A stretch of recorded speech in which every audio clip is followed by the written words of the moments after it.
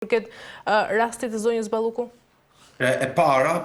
sigurisht që institucionet janë të ndara, legislativi dhe ekzekutivi janë dy institucionet të ndara nga njëri tjetri. Megjithatë, askund nuk është e shkruar, është edhe jo e logjikshme, po të dëgjosh me vëmendje ato çfarë thot kryeministri Rama se si gjyqësori po ndërhyn në fushën e ekzekutivit. Po m'fal, kjo është detyra e një institucioni të pavarur gjyqësor që ta kontrollojë qeverinë dhe që ta ndëshkojë ato nëse qeveria bie në shkelje të rënda ligjore dhe në afera të hapura korruptive. Prandaj këtu nuk kemi asnjë lloj shkelje. Ose si të thuash që unë jam kryeministri, jam i plot fuqishmi, dhe as policia, as prokuroria, as gjyqësori dhe as një institucion tjetër hulumtues, mbikëqyrës, llogari kërkues nuk mund ndërhyjë në punët e mia, po m'fal. Sot ti nuk je mbret. Ti je kryetari një republike parlamentare, po edhe në mbretëri në ditët e sotme, por edhe në 200 ditët e fundit ka qenë mbretëri kushtetuese, pra ka qenë mbretër të kufizuar nga parlamenti dhe nga institucionet e tjera. Ndërsa Rama sillet dhe pretendon ose shpall veten si një monark absolut, ku përveç Zotit asnjë institucion dhe asnjë njeri tjetër nuk mund ta gjykojë atë edhe punën e qeverisë së tij. Një nga shenjat e rënies së tij politike është fakti se po i bie edhe retorika. Pra, njëri kryeministri i cili thotë se unë jam babai i reformës në drejtësi, njëri kryeministri i cili thotë me një nëntekst kërcënues se SPAK-u ka qenë i mundur, është bërë i mundur edhe mund veproj pikërisht për shkak se unë ja kam lejuar atij, njëri kryeministër i cili ka fituar 2 zgjedhjet e fundit përmes propagandimit të reformës në drejtësi dhe rënies së kultit të pandushkueshmërisë, sot shohim se si po i bie retorika. Vdekja e retorikës politike është paralajmërim i vdekjes së pushtetit politik të mëvonshëm të tij. Dhe është një kryeministër i cili po kërcënon, edhe unë mendoj se në javët në vazhdim edhe do ta ashpërsoj gjuhën kundrejt SPAK-ut edhe institucioneve të tjera të drejtësisë. Mandje mendoj se nëse laku të kurret edhe shkon drejt atij, ai procedohet thjesht si i pandehur, mendoj se ai edhe do ta shfuqizojë reformën në drejtësi. Dhe shohim ditën e djeshme Komisioni Evropian i ka bërë thirrje kryeministrit Rama që ta dërgojë çështjen e imunitetit juridik në parlament Belinda Ballukut. Pra një person i cili ka thënë, i ka fituar zgjedhjet me 33 deputet, pra një mazhorancë dërmuese në zgjedhjet e 11 majit, duke thënë se unë do t'ju integroj juve në bashkimin evropian, shohim se pikërisht ai ditën e sotme po e rrezikon perspektivën europiane të Shqipërisë. Edhe duke i sfiduar qoftë standardet demokratike të Unionit në cilin ne synojmë të antarësohemi, qoftë edhe duke rënë ndesh me institucionet e këtij bashkimi evropian. Pra dukshëm Edi Rama jo vetëm do të ndryshojë kodin e procedurës civile, jo vetëm po i sulmon pushtetet e pavarura, por dukshëm do të sakrifikoj edhe perspektivën tonë europiane për të mbrojtur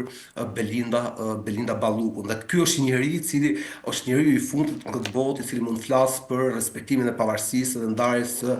pushteteve. Sepse ne kemi pasur gjatë gjithë verës që shkoi Edi Rama duke u sjellë si kryetar absolut bashkie nëpër Shqipëri, duke shkarkuar drejtor bashkiak edhe kryetar bashkish, gjë që nuk është fare në tagrin e tij. E pam edhe që përmes Këshillit Bashkiak të Tiranës shkarkoi Erion Veliajn, pra gjë që sigurisht nuk është sërish në tagrin e tij. Dhe është një njeri i cili në këto 12 vite pushtet i ka shkelur me 2 këmbët institucionet e pavarur, dhe është një njeri i cili që nga prilli i vitit 2008 ka bërë edhe ndërhyrje të rënda në kompromis edhe në pazare me forcat e tjera politike në kurriz të kushtetutës edhe në kurriz të ligjeve themelore të këtij vendi. Ajo që po shohim është se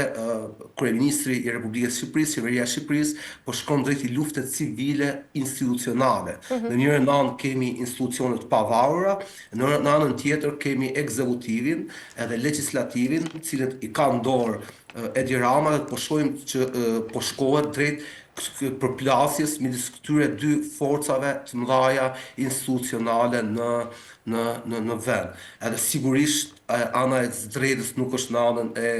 Edi Ramës, i cili qoftë edhe sikur gjykata kushtetuese, edhe sikur SPAK-u të kenë gabuar dhe të kenë cënuar realisht parësinë institucionale të ekzekutivit, ai në fakt duhet ta vazhdoj luftën e tij, por duke sakrifikuar Belinda Ballukun, sepse është një personazh politik i cili ka ardhur nga hiçi, pasi karrierë partijake, politike, publike, është vendos numri 2 i qeverisë, i shtetit, i financave publike, i Partisë Socialiste, i gjithçkaje në këtë vend, edhe e cila është akuzuar për 8 afera të rënda korruptive, akuza cilët edhe mund të rriten ditëve në vazhdim, pasi ne e dim që zonja Balluku ka 16.000 faqe hetime rreth saj, dhe ne kemi parë vetëm as majën e icebergut, domethënë minimumin e minimumit rreth saj. Edhe jemi këto kushte, pra ku halli i Edi Ramës nuk është realisht që të mbrojtja institucionale, sepse nuk është një kryeministër demokratik, nuk është një kryeministër i cili respekton ligjet edhe institucionet, është një kryeministër i cili gjatë 12 viteve qeverisjes e kemi pa duke bërë akrobacia nga më të çuditshmet me institucionet, shkri ministri, formo ministri, bëjnë ndryshime të shpeshta, arnoi shtyllat juridike të vendit. Kësaj problemin ai e ka për veten e vet, ai nuk do që të ndërtohet precedent, ai e ka kthyer Belinda Ballukun në një vit kuqe, në një vit fronti, për të cilës nuk mund të shkohet, sepse pas Belinda Ballukut radhën e ka pikërisht ai, është një njeri cili gjithë establishmenti politik dhe partijak, jo vetëm ata me cilët ka qenë 12 vite në qeverisje, por edhe ata me cilët ka qenë 10 vite, një dekadë në opozit, sot janë në burg, madje jo më larg se dje, pa më dhe kryebashkia tjetër të shkonte drejt burg. Pra është një njeri i cili ka shkuar gjithë partia në burg. Dhe para se të vinte çështja tek Belinda Balluku, ai duhet të kishte marrë përgjegjësi publike dhe politike që me ministrat e tjerë, që me shokët e tjerë lëre më tek Belinda Balluku, cilën po e mbron si askënd tjetër. Ne kemi pasi e ka lëshu Erion Veliajt, ka lëshu Ilir Beqajt, ka lëshu gjithë tjerë, gjithë shokët e tjerë me cilët i ka pasur bashkëpunëtor të ngushtë. Kemi pasur si para Belinda Ballukut një tjetër zëvendës kryeministër si Arben Ahmetaj, sot është në arratije. Edhe ti nuk mundesh me thonë se gjithçka ka ndodhur pa dijenin tim, nëse i bie atëherë ti je ose Leshko ose një naiv i cili nuk është i zotit, njoh shokut e vet në kuptimin edhe jo më të qeverisë një republik me 3-4 milion banorë. Qartë, kjo nga ana tjetër. Ky barazim për 4-4 në gjykatën kushtetuese, mendon se ishte një zgjidhje juridike apo ndoshta edhe një shmangje e qëllimshme nga një vendim me pasoja të forta politike, dhe nga ana tjetër